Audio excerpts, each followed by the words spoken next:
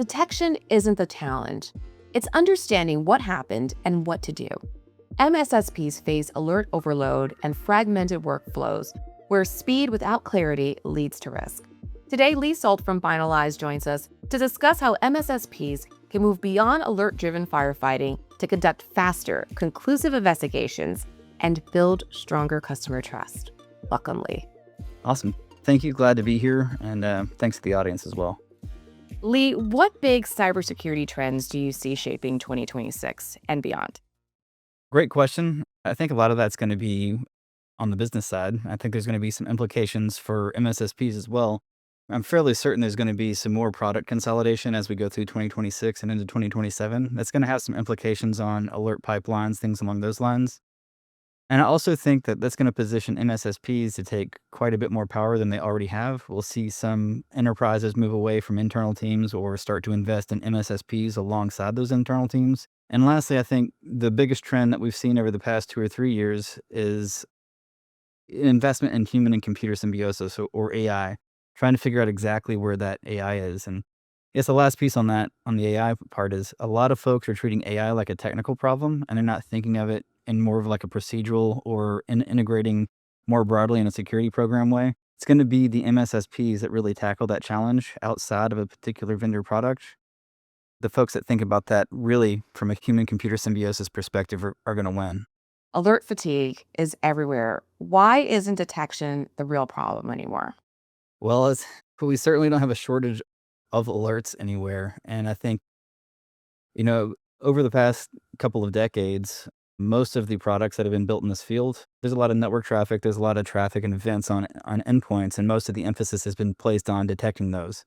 And I think it's not exactly real to call that visibility because we're just drowning in all of the noise, right? I mean, it's a very common thing. We've talked about this for a very long time, but at the core problem there is we're not actually looking at direct evidence most of the time. We're looking at telemetry data. Some of that's high value, most of it is not. I'm sure we'll talk about this a little bit later, but it's really being able to have access to that direct evidence. So when for example, you have a piece of malware land, it creates an alert and, it'll say, hey, this has been quarantined. I work with a lot of SOC analysts that'll just say, hey, it was quarantined, that's over. But how did the malware get there in the first place? For me as an investigator, that means an attacker may have had interactive access with that system.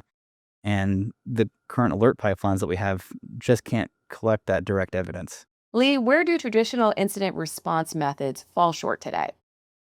Sure. That's 2 places. Number 1, it's slow and painful to collect the direct evidence, the forensically sound artifacts that we need to conduct an investigation. And 2, it's inconsistency in investigative methodologies. Binalyze very clearly solves the first one, especially on endpoints and things like Office 365 and Google Cloud. We collect over 800 artifacts. We do that with a server client model. Make it very simple. Click of a button. You can predefine evidence collection profiles and exactly the forensic artifacts that you need to collect to solve a problem.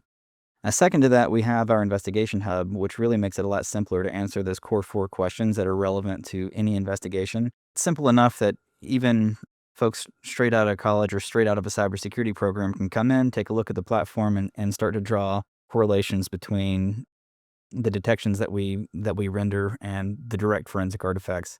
It's no longer the situation where you have to have 20 years of experience and understand exactly what every single forensic artifact does. Now let's dive a little bit deeper. Lee, what is forensic clarity and why does it matter? Sure. When you get an alert, you think something's happened. This is tantamount to having a fire alarm go off, and then the fire alarm calls a 911 dispatch center, and you send a firefighter out. So that alert is generally not validated until there's some interaction with it by those first responders or those firefighters, etc.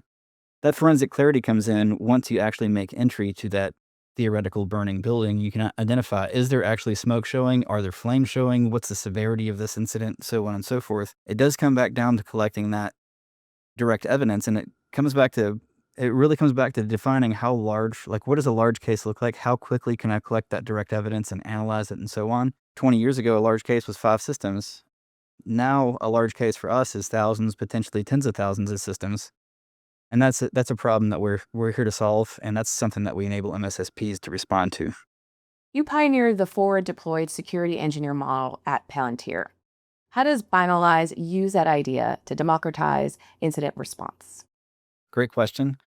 So, as a forward deployed security engineer, the thing that we did was we solved really hard problems, basically building the security program around the operator.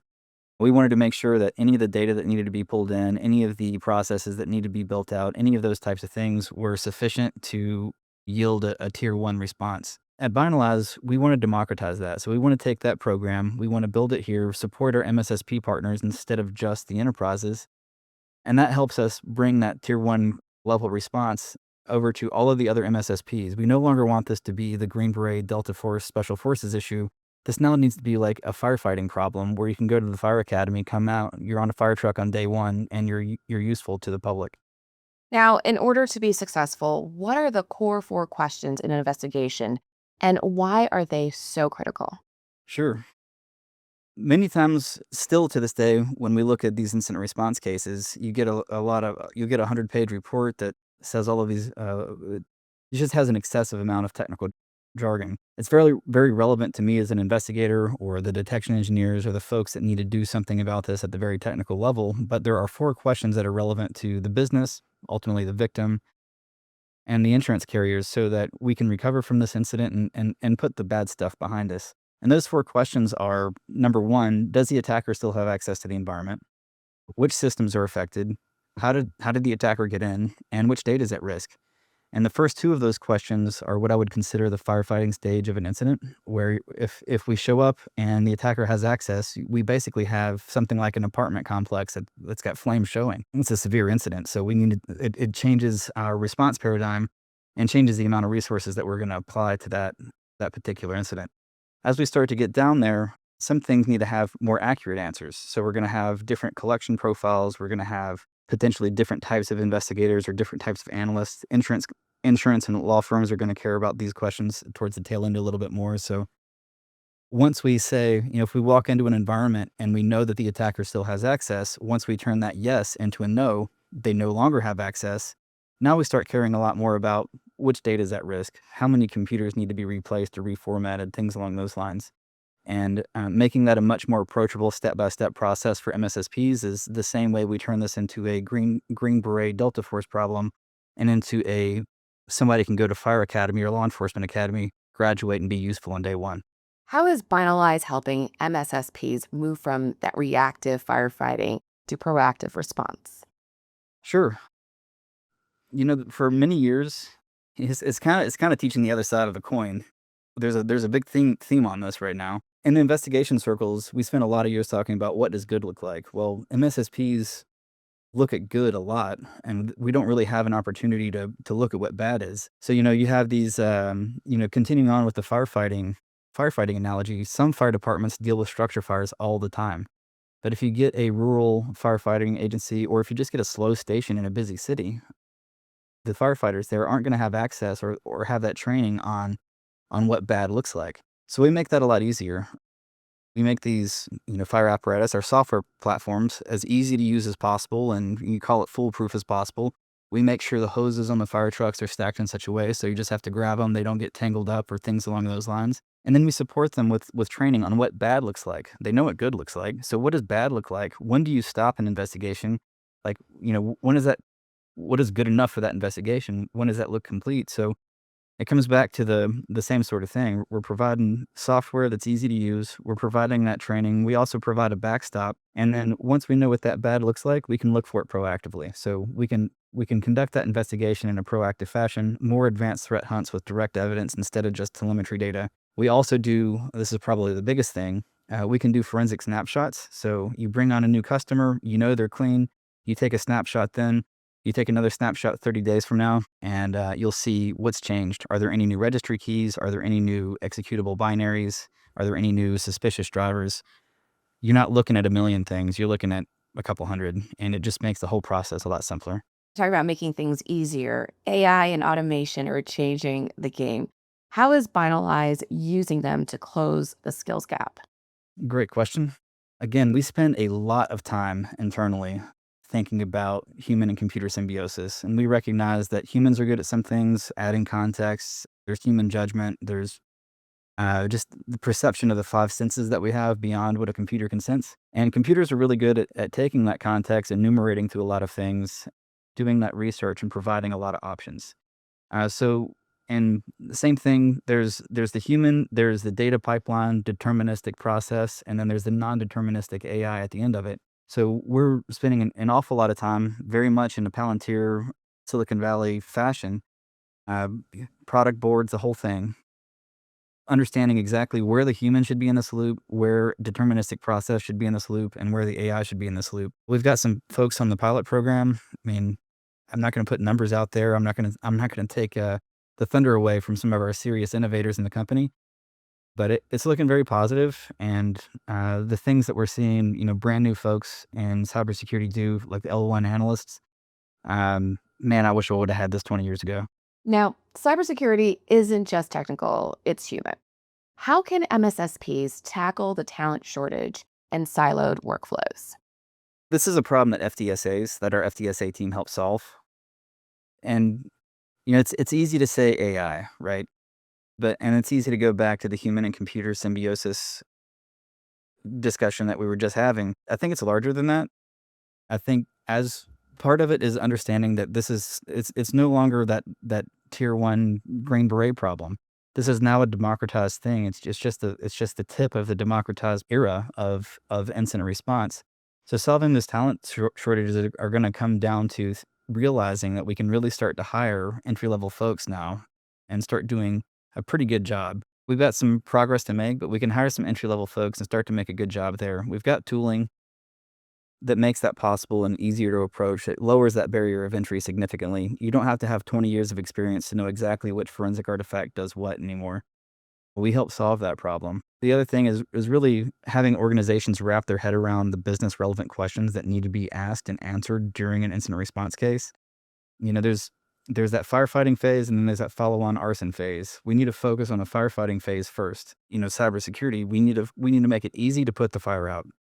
And as soon as we do that, we can spend the rest of that time on the arson investigation and putting the house back together. Now, looking ahead, what's next for Binalyze and MSSPs in this evolving threat landscape? Sure. Outside of our outpost and fleet programs that are coming, again, our CEO, Emre, I don't want to steal his thunder. He's got some really innovative things coming. But we have several, I guess, aspects of our product that are in beta, several new products that are in beta right now. We made the active choice to put them all out there because we're collecting different types of data. We've got, we own the endpoint. We've got all the forensic artifacts, over 800 of them or something at this point, from Linux, Mac, OS X, AIX. I mean, you name it, we collect it. And if you run into something we don't, we'll fix that too. But now we're starting to collect things from Office 365, Google Workspace, Slack, Salesforce, HubSpot, these types of SaaS applications, and we're bringing all of that together in one investigative workflow. So that's certainly very relevant for traditional APT or ransomware style attacks where those types of platforms are being affected. Helps with business email compromise cases, those types of things. But now we're starting to see expanded use cases where we're testing configurations to determine if the environment may be susceptible to attack and which routes the attacker might take. We're also seeing much more powerful workflows for insider threat, as well for like just standard employee offboarding and things like that. A lot of great information. Can you tell us where we can go to learn some more? Absolutely. Visit us at www.binalyze.com. Lee, thanks again for your valuable insights and for guiding us through the future of cybersecurity. Really appreciate you being here. Absolutely. Thank you very much. And thanks again to the audience. For the Channel Company, I'm Kenna Johnson.